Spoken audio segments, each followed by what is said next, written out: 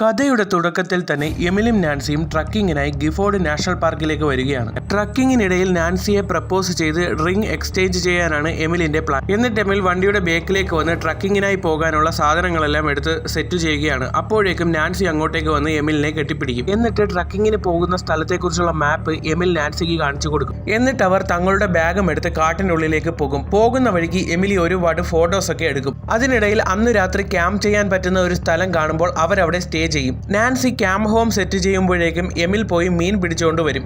അപ്പോഴേക്കും എമിൽ നാൻസിയെ വിളിച്ച് എങ്ങനെയാണ് ഫിഷിംഗ് ചെയ്യുന്നതെന്ന് പഠിപ്പിച്ചു കൊടുക്കും. അവൾക്കും അത് വളരെയധികം ഇൻട്രസ്റ്റിംഗ് ആയി തോന്നും. എന്നിട്ടൊരു സ്പെഷ്യൽ സ്ഥലം കാണിച്ചു തരാമെന്നും പറഞ്ഞ് എമിൽ നാൻസിയെ വിളിച്ചുകൊണ്ട് ഒരു വെള്ളച്ചാട്ടം കൊണ്ടുപോയി കാണിക്കും. നാൻസിക്ക് ആ വെള്ളച്ചാട്ടം കാണുമ്പോൾ വളരെയധികം സന്തോഷം തോന്നും. അവൾ അതിന്റെ പിക്ചേഴ്സ് ഒക്കെ എടുക്കും. ഇതാണ് നാൻസിയെ പ്രപ്പോസ് ചെയ്യാൻ റൈറ്റ് ടൈം എന്ന് തോന്നിയ എമിൽ തന്റെ കയ്യിലെ റിംഗ് എടുത്ത് will you be my partner എന്ന് ചോദിക്കും. നാൻസിക്കും അവനെ വളരെയധികം ഇഷ്ടമായിരുന്നു. അങ്ങനെ അവിടെ വെച്ചവർ റിംഗ് എക്സ്ചേഞ്ച് ചെയ്ത് പരസ്പരം കിസ് ചെയ്യും. അവിടെ നിന്നും വളരെയധികം സന്തോഷത്തിൽ രണ്ടുപേരും തിരിച്ച് ഹട്ടിലേക്ക് മടങ്ങി വരും. രാത്രി ഹട്ടിലേക്ക് മൃഗങ്ങളൊന്നും കയറാതിരിക്കാനായി ഹട്ടിന് ചുറ്റും ഒരു ചെറിയ കെണിയൊക്കെ എമിൽ സെറ്റ് ചെയ്തു. അതിനുശേഷം അവർ അവിടെ തീ കൂട്ടി അതിനു ചുറ്റും ഇരുന്ന ശേഷം തിരിച്ച് ഹട്ടിലേക്ക് വന്ന് രണ്ടുപേരും പരസ്പരം കിസ് ചെയ്ത് അവരുടെ കലാപരിപാടികൾ തുടങ്ങി.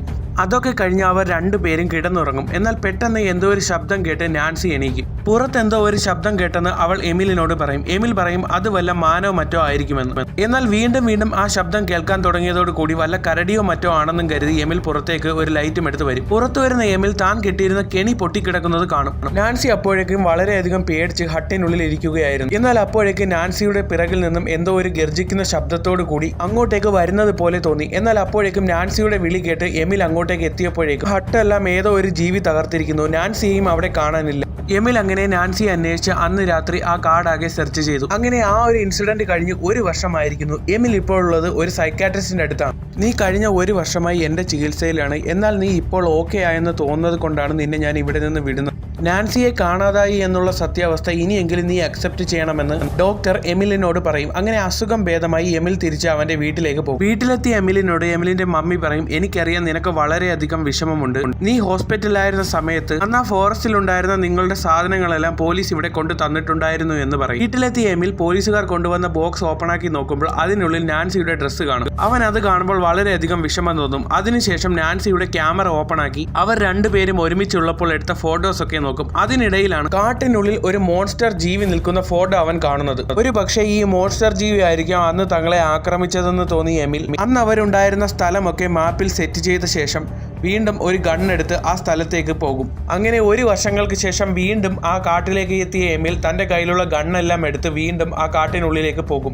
അങ്ങനെ ഒരുപാട് ദൂരം ആ കാട്ടിലൂടെ സഞ്ചരിച്ച ശേഷമാണ് എമിൽ ഇതൊരു പ്രൈവറ്റ് പ്രോപ്പർട്ടിയാണ്, ഇതിനപ്പുറം കടക്കരുത് എന്നുള്ള ഒരു ബോർഡ് കാണുന്നത്. എമിൽ അതൊന്നും കാര്യമാക്കാതെ ആ ഫോട്ടോയിൽ ആ ക്രീച്ചറിനെ കണ്ട സ്ഥലത്ത് എത്തുമ്പോഴേക്കും തന്റെ കയ്യിലുള്ള ഗണ്ണെല്ലാം എടുത്ത് സെറ്റ് ചെയ്യും. എന്നിട്ട് വീണ്ടും മുന്നിലേക്ക് പോകുമ്പോഴാണ് അവിടെ ആ വലിയ ജീവിയുടെ ഫുട് പ്രിന്റ് എമിൽ കാണുന്നത്. ഇവിടെ എവിടെയെങ്കിലും ആ മോൺസ്റ്റർ ജീവി ഉണ്ടാകുമെന്നും കരുതി എമിൽ അവിടെയെല്ലാം സെർച്ച് ചെയ്യുമെങ്കിലും അതിനെ കിട്ടില്ല. അങ്ങനെ ഒരുപാട് ദൂരം നടന്ന് തളർന്ന എമിൽ തന്റെ വെള്ളം എടുത്ത് കുടിക്കുമ്പോഴേക്കും തന്റെ ബോട്ടിൽ ഉണ്ടായിരുന്ന വെള്ളമെല്ലാം തീർന്നു പോയി. അങ്ങനെ കുറച്ച് മുന്നിലേക്ക് നടന്നപ്പോൾ അവിടെ ഒരു നദി കണ്ട എമിൽ തന്റെ ബാഗ് അവിടെ വെച്ച ശേഷം ബോട്ടിലും എടുത്ത് വെള്ളം എടുക്കാനായി നദിയുടെ അടുത്തേക്ക് പോയി. എന്നാൽ അപ്പോഴേക്കും ആ ജീവി അതിലെ പാസ് ചെയ്ത് പോയിരുന്നു. എമിൽ അത് കണ്ടില്ല. എമിൽ തിരികെ വന്ന് തന്റെ ബാഗ് നോക്കിയപ്പോൾ അവിടെ ആ ബാഗ് കാണാനില്ല. ആ ജീവി അവിടെ തന്നെ ഉണ്ട് എന്ന് മനസ്സിലാക്കി എമിൽ വീണ്ടും തന്റെ ഗണ്ണെടുത്ത് കാടെല്ലാം സെർച്ച് ചെയ്തു. അങ്ങനെ തന്റെ സെർച്ചിങ് ഒക്കെ കഴിഞ്ഞ് രാത്രിയായപ്പോൾ എമിൽ തിരികെ തന്റെ കാറിനുള്ളിലേക്ക് വന്നു. രാത്രിയായപ്പോഴേക്കും അവിടെയെല്ലാം നല്ല മഞ്ഞായി. എമിൽ കാറിനുള്ളിൽ കിടന്ന് ഉറങ്ങുകയായിരുന്നു. അപ്പോഴാണ് പെട്ടെന്ന് തന്റെ കാറിനടുത്ത് എന്തോ ഒരു ശബ്ദം എമിൽ കേൾക്കുന്നത്. നോക്കിയപ്പോൾ പുറത്തു നിന്നും ആ മോൺസ്റ്റർ ജീവി ഒരു വലിയ മരം എടുത്ത് എമിലിന്റെ കാറിന്റെ അകത്തേക്ക് ഇട്ടു.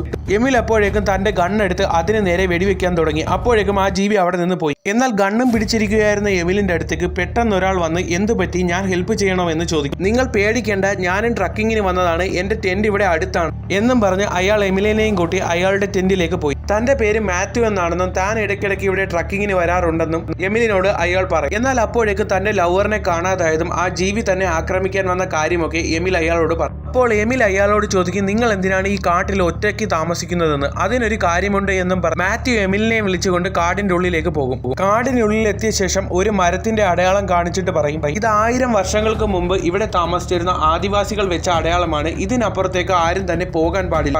പക്ഷേ ഇതിനപ്പുറത്ത് ഒരു വലിയ മനുഷ്യനുണ്ടെന്നാണ് പറയുന്നത്. അതിനെ കാണാൻ വേണ്ടിയാണ് ഞാൻ ഇവിടെ ഇടയ്ക്കിടയ്ക്ക് വരുന്നതെന്ന് പറയും. അതിനുശേഷം അവർ തിരിച്ച് മാത്യുവിന്റെ ടെന്റിലേക്ക് ചെല്ലുമ്പോൾ ആ മോൺസ്റ്റർ ജീവി അവിടേക്ക് എത്തി അവരുടെ ടെന്റ് എല്ലാം തകർത്തിരുന്നു. ആ നരഭോജിയായ ജീവി ഇവിടെ അടുത്ത് എവിടെയെങ്കിലും തന്നെ ഉണ്ടാകുമെന്നും കരുതി അവർ രണ്ടുപേരും അവരുടെ ഗണ്ണെടുത്ത് കാട്ടിനുള്ളിലേക്ക് കയറി. എന്നാൽ അപ്പോഴേക്കും പെട്ടെന്ന് ആ ജീവിയുടെ ശബ്ദം കേട്ട് എമിൽ അതിന് പിന്നാലെ ഓടുമെങ്കിലും അതിനെ കിട്ടില്ല. കുറച്ച് ദൂരം ചെന്ന് എമിൽ ഒരു സ്ഥലത്ത് വീണ് കിടക്കും. അവിടെ ഒരു മനുഷ്യന്റെ തലയോട്ടിയും കുറെ ബ്ലഡും ഉണ്ടായിരുന്നു. ജീവി പിടിച്ചുകൊണ്ടുവരുന്ന മനുഷ്യന്മാരെയും ജീവികളെയും അവിടെയിട്ടാണ് അത് കൊന്നുകൊണ്ടിരുന്നത്. എന്നാൽ ദൂരെ ഒളിച്ചിരുന്ന ആ ജീവി ഒരു വലിയ കല്ലെടുത്ത് മാത്യുവിന്റെ കാലിലേക്ക് എറിയും, കാലൊടിയുകയും ചെയ്യും. എമിൽ മാത്യുവിനെയും എടുത്ത് ആ ജീവിയുടെ കയ്യിൽ നിന്നും തലനാരിഴയ്ക്ക് രക്ഷപ്പെട്ടു മാത്യുവിനെ സേഫായി ഒരു സ്ഥലത്ത് കൊണ്ടുപോയി കിടത്തും. അതിനുശേഷം മാത്യുവിന്റെ മുറിവ് പറ്റിയ കാലൊക്കെ ഡ്രസ്സ് ചെയ്ത് കൊടുക്കും. അതിനുശേഷം എമിൽ വീണ്ടും ആ ജീവിയുള്ള സ്ഥലത്തേക്ക് പോകും. അവിടെ എത്തുമ്പോഴേക്കും ആ ജീവി അവിടെ ഉണ്ടായിരുന്നില്ല.